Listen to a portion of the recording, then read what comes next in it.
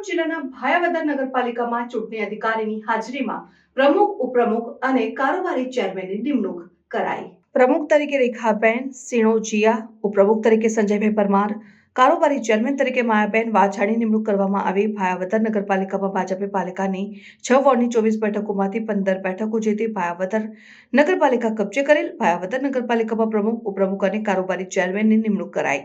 ભાજપના કાર્યકર્તા તેમજ રાજકીય આગેવાનોમાં ખુશીનો માહોલ.